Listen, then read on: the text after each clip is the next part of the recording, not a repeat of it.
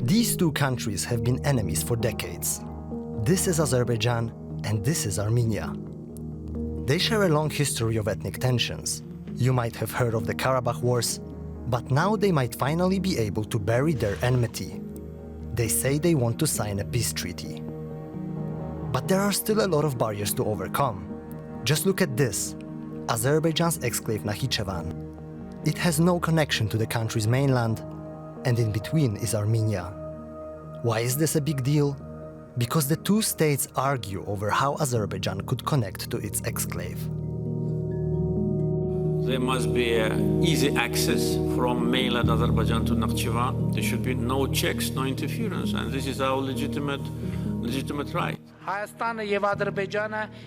Armenia and Azerbaijan should open their roads for each other without the above-mentioned corridor logic. At the checkpoints of those roads, border and other relevant control services should operate. It's a fight over control of this connection.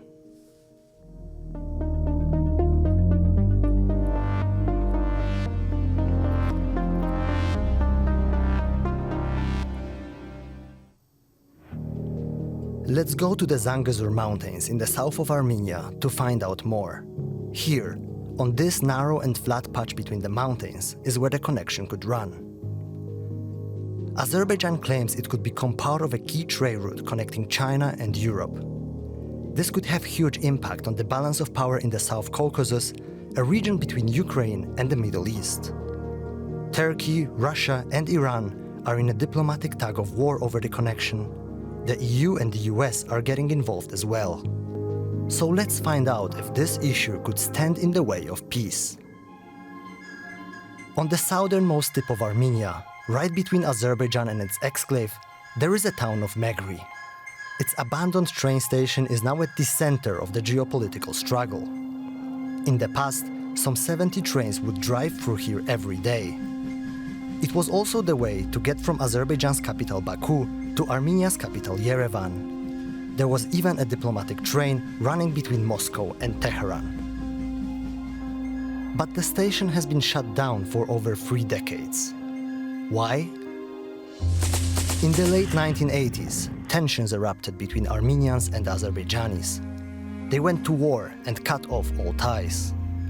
As a result, the railway tracks were dismantled and sold for scrap metal, and the Megri station fell into ruin. Today, Armenia and Azerbaijan both say they want to see it operating again. There is a chance this might happen. They want to normalize their relations, but the path to a peace treaty can be slippery. It's definitely a sign of development, of dialogue. But it's still premature to say that we will reach a peace treaty soon. Farid Shafiev is chairman of Azerbaijan's governmental foreign policy think tank in Baku. People in Armenia, well, frankly speaking, are tired of non-stop wars and non-stop of losing wars. There is a fear that any new war will bring only new losses. Benjamin Pogosyan is a foreign policy expert based in Yerevan. I believe that if there is a no peace deal, then in 2024, definitely there's a rising chances of escalation. Conflicting visions for a connection to Nakhichevan are one of the main sticking points. But to understand this conflict, we need to talk about how these borders came about. In the early 1920s, Armenia and Azerbaijan were conquered by the Red Army and became part of the Soviet Union. Their borders were delineated under Soviet rule. This map from 1928 shows it well. 2 territories received a special status, laying ground for future conflict. To the west of Armenia, an Azerbaijani exclave of Nakhichevan was created. And within Azerbaijan, the area of Nagorno-Karabakh, populated mostly by Armenians, was granted autonomy. But back then they were only administrative borders within one country, the Soviet Union. People could easily travel without any border controls, and in many places Armenians and Azerbaijanis were neighbors and colleagues. Just like in the Megri station, where approximately half the workers were Armenian and the other half Azeri. But things changed fundamentally when the Soviet Union started collapsing in the late 1980s. this is when clashes erupted between the Armenians, who are mostly Christian, and Azerbaijanis, who are mostly Muslim. The administrative lines on the map became real borders and reasons for conflict in the run-up to Armenian and Azerbaijani independence in 1991. By then, a full-fledged war had erupted over Nagorno-Karabakh. It is internationally recognized as territory of Azerbaijan, but mostly Armenians lived there. After 6 years of war, Armenians won and took control over Karabakh and bordering territories, displacing some 500,000 Azeris. It was during this war that Azerbaijan's connection to its exclave was cut off. Having Azerbaijani trains run through Armenia became simply too dangerous. The last train passed through here in 1993.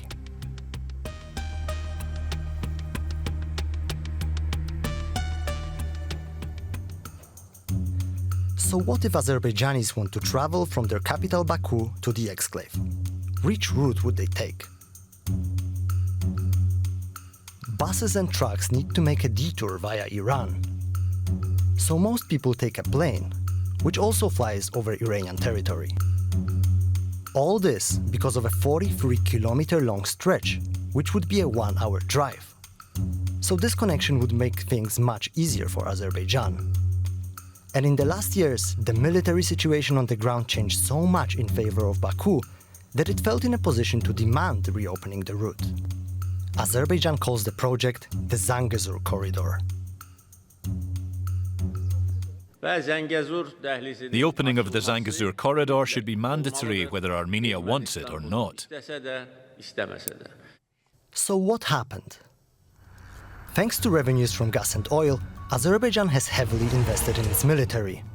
The country, governed autocratically by President Ilham Aliyev, started retaking Karabakh from Armenia. By the way, Azerbaijan bought many of its weapons from Israel. Israel is a strategic ally who wants to counter Iran's ambition in the region. Check out our mapped-out video on the Iran-Israel conflict to learn more about that. But now, let's get back to Armenia and Azerbaijan. In 2020, the Second Karabakh War broke out. Azerbaijan now dominated the battlefield, and a ceasefire was signed under Russian mediation. It was in this document that Azerbaijan secured the demand to connect to its exclave via Armenian territory. Armenia agreed to guarantee the security of transport connections between Azerbaijan and its exclave Nakhichevan. And keep in mind one important detail.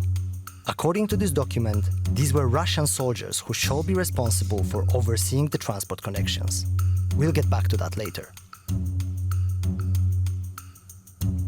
Baku says that the Zangezur Corridor would become part of what is known as the Middle Corridor, a trade route connecting China and Europe via Central Asia and Turkey.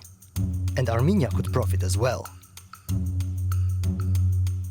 I think these additional links which will go to south and will connect again Armenia, Russia, Azerbaijan, Turkey, and Iran will be a quite important additional route. I think it will be beneficial for all parties. Baku wants what it calls easy access to its exclave. That means no customs, no border controls. Azerbaijan's president has in the past threatened to open the corridor by force if Armenia doesn't deliver. But Armenia has been unwilling to open the connection on Baku's terms. It's worrying that it might lose control over this narrow strip of land. Azerbaijan demands that there should be no passport control, border control, and customs control. It's de facto means extraterritorial corridor. But if there is no passport, border, and customs control, how we can speak about sovereignty? In September 2023, these worries became even greater after Azerbaijan broke the ceasefire and swiftly took control over the whole of Nagorno-Karabakh. As a result, some 100,000 people fled the once autonomous region to Armenia. Yerevan has given up territorial claims over Nagorno-Karabakh, but other sticking points remain. First of all, there is no agreement about the delineation of the common border. Secondly, both countries claim their refugees' right to return. And finally, what about the connection to Nakhichevan? Armenia also has an interest in opening up. It's a landlocked country, and ever since the First Karabakh War, Armenia's borders with Azerbaijan and its ally Turkey remain closed. This is limiting the country's development, as it can only trade with Georgia to the north and Iran to the south. So Yerevan has a counterplan, called Crossroads of Peace. The country, which is considered the most democratic in the region, wants to open a whole network of roads and railroads to Azerbaijan and Turkey. The abandoned railway connection via Megri is among them. But it wants to keep full control over its roads and territory. To sum up, it's all about control of this strategic connection and land. But not only Armenia and Azerbaijan are pulling at opposite ends of the rope here. This is how the road between Azerbaijan and Nakhichevan looks today. To the left is the border fence with Iran. To the right, there are still abandoned train tunnels. But even though we are in Armenia, the road is controlled by the soldiers of the Russian FSB. Strange? Let us break down where the major powers stand on this conflict. Russia has historically been Armenia's ally. It has 10,000 soldiers and a military base in the country.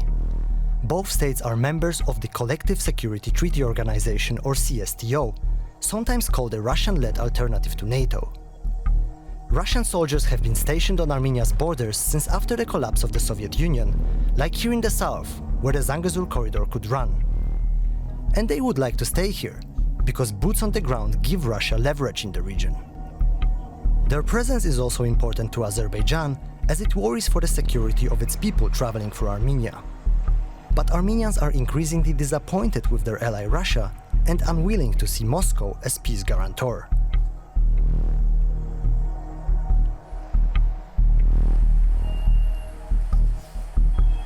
In 2020 war, after 2020 when Azerbaijan attacked Armenia several times, Armenia proper, with whom Russia has bilateral security and defense agreement, but neither Russia nor CSTO did nothing. And also people are disappointed that Russia did not prevent the forced displacement of all Armenians from Nagorno-Karabakh in late September 2023. Many Armenians see Russia shifting towards Azerbaijan and its ally Turkey due to the war in Ukraine and Western sanctions. Russia, cut off from the West, looks to the south to develop trade with Asia via Azerbaijan and Iran. And Turkey has now become Moscow's second biggest trade partner after China. Turkey is considered Azerbaijan's closest ally. It has a short border with Nakhichevan, so if the Zangezur corridor becomes a reality, it would get a direct link to Azerbaijan's mainland and to Central Asia. Just a few days after retaking Karabakh, Turkey's President Erdogan and Azerbaijan's Aliyev rushed to this meeting in Nakhichevan, suggesting that this could be their next focus.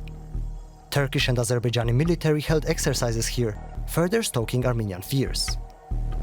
Such a connection would also strengthen the organization of Turkic states, a cooperation championed by Turkey. During their last summit, President Erdogan mobilized support for the issue. The opening of the line will not only contribute to the well-being of all countries in the region, but will also connect Turkey with its ancestral homeland, Central Asia. For the successful completion of this phase, we, as the Turkic world, must continue to support Azerbaijan. But this newly opened consulate building shows there is one more power here, which has been blocking Turkey and Russia so far. It's Iran. Tehran sees the Zangezur corridor as strengthening the influence of Turkey, which is a regional rival and a NATO member. Opening a new consulate in the south of Armenia, right next to Azerbaijan's border, was seen as support for Yerevan and deterrence to Baku. But behind Tehran's blockade, there is also its own economic interest. Today, a lot of transport between Central Asia and Turkey goes through Iran. An alternative connection would mean economic losses for Tehran. That's why Iran offered Azerbaijan a new train connection to the exclave via its own territory. It is now being developed. Azerbaijan and Turkey now say Armenia will miss out if it doesn't give way. But a connection via Iran won't provide them with what they want most, a route without border controls. The European Union is getting involved as well. On the one hand, it is buying gas from Azerbaijan via a pipeline to Italy so it doesn't want any escalation that could disturb supply. On the other hand, it is supporting Armenia and recently started an observation mission on Armenia's borders. And the US is also against any connections via Iran. But Brussels and Washington are far away. The worry in Armenia is that it could be arm-twisted into concessions by Azerbaijan working together with Turkey and Russia.